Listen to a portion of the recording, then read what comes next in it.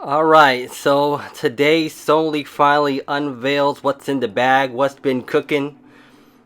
They have Mark Cerny here, the PS5 lead architect, basically revealing the worst kept secret in gaming, the PS5 Pro. So trailer wise, what's looking pretty good. Towards the beginning, they just kind of gave like an update on like what has happened in the PlayStation 5 landscape.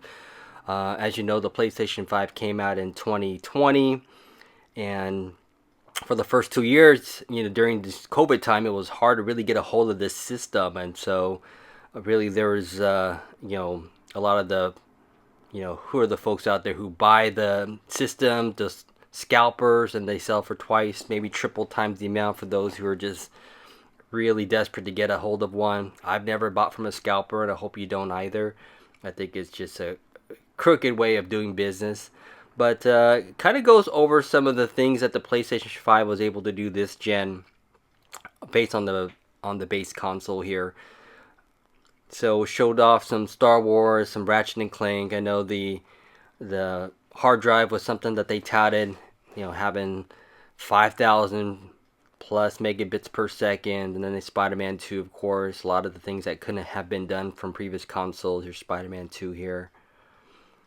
And then we've got just 3D audio.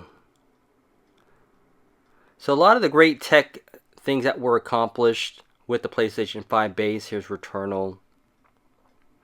And for the most part, I think it really succeeded in a lot of areas. Here's a DualSense. There's Control. For me, I thought the PlayStation 5 was fantastic. There's a lot of tech built inside. And, seeing that this is kind of the natural progression of where consoles are going.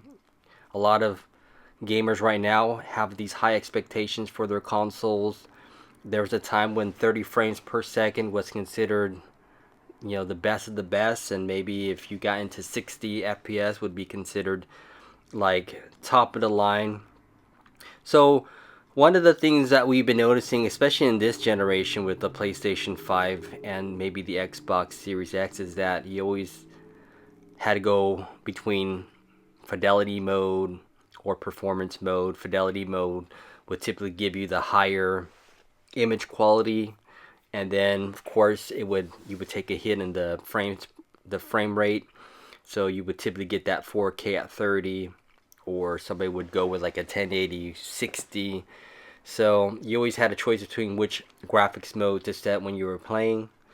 And for me, I always would go with the performance mode, even though fidelity would look great, having that 4K beautiful image. Sometimes the frame rate to me wasn't as smooth. And so with this PlayStation 5 console, it looks to me like they're trying to bridge the gap where you don't have to make that decision. So here are the big three that they're talking about. The GPU, almost twice as powerful as the base PlayStation 5. 67%, 45% faster rendering, so a larger GPU. Now, ray tracing, I don't know if that's a big deal for you. Ray tracing hasn't always been like a big I have to have item. But, if you want to continue to push the boundaries of tech, ray tracing seems to be where it's at. And then also, of course, AI, AI-driven technology, especially with the PSSR. This is like DLSS, so it helps add more pixels within the pixels to give you a more clearer image. So that AI upscaling is what's going to help boost the fidelity and not take a hit too much on the frame rate, because if you're trying to push a 4K image raw, natively, it is taxing on the console. So here they have The Last of Us Part 2. Now that was a graphic pushing game. I thought it looked amazing on the PlayStation 4, to be honest. And so here's the side by side here. It's got the PS5 running fidelity mode. And of course, they're always going to have this comparison here, where of course when you have something side by side to compare to, you're going to make that analysis. So it shows you that the frame rate is taking a hit when you have fidelity running 30, and then on the right hand side you've got PS5 Pro without any of those encumbrances, so you don't have PlayStation 5 fidelity or performance, but you have them both, so the best of both worlds. And then you got Ratchet and Clank there, I think that's still one of the all-time graphic pushing games because it looks like a Pixar movie. So here it is. They're doing a little bit of comparison between what the performance mode, what you yield. So you get a loss in detail.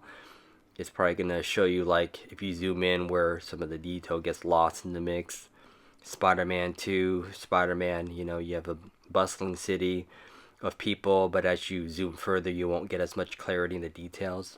So, I mean, those are nice to have if you want something that's got really good fidelity, good clarity. This is probably for that type of market. So you get your larger GPU, advanced ray tracing, and AI-driven upscaling. And so I think it's going to be a niche product, niche device. It's only for those who really want the highest fidelity graphics for the most part. But, we were talking about this gen. For the most part, from 2020 on, it was tough to get a hold of. I didn't pick it up at launch. I couldn't find it, and I had to follow some folks on Twitter before being able to get a hold of the console. I think I got it 1 year after the release, following these various Twitter guys who say, hey, they just had a drop here, and I think I ended up getting it from Target. And then, of course, a lot of the games that we got this generation, a lot of it was cross-platform. So it was, games that you could play also on your PlayStation 4 and PlayStation 5. So there weren't a lot of, like, exclusives that were on PlayStation 5 only. And, in large part is a lot of these game companies, when they put out these games, they have to have an ROI, return on investment. And so if their install base isn't quite there, they're going to have to lean on cross-platform games in order to recoup some of their investment. And in doing so, then you have encumbrances on, like, the graphic fidelity on what a PlayStation 5 native title could look like. And so we have a lot of those instances where you get held back because the PlayStation 4, or in essence, you have an Xbox Series S, it's holding the console back from its true capabilities. So a lot of the leaks that we saw turned out to be correct. So there's the PlayStation 5 Pro in its glory with the 3 striped band on the side. Now this looks like to be the all digital model. Here's Spider-Man 2. There's Rebirth. Oh, that one had suffered a lot of frame rate issues there, so might have to go revisit that. There's Horizon Forbidden West. Of course, I got The Last of Us, so all the games that are going to be enhanced for the PlayStation 5 Pro. Demon Souls, Ratchet and Clank. Probably got Gran Turismo on here. And, okay, there's Alan Wake 2. Ooh, Ghost of Tsushima. Oh, that was an amazing game. Oh, Gran Turismo, of course. I wonder if it's going to improve some of the PSVR capabilities. Spider-Man 2. So, if it does... Oh, there's Hogwarts.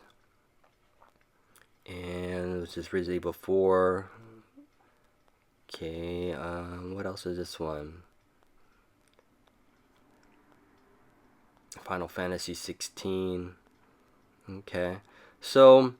to be honest, having better graphics can increase the immersion. Again, it's going to be targeted towards a niche market, niche product. Let's see what the price is going to be. $699. Gosh, so $700. It's kind of a big ass. No disk drive, no stand. So we'll see what the marketplace does. But I'm excited that it is coming through, and we'll see what happens.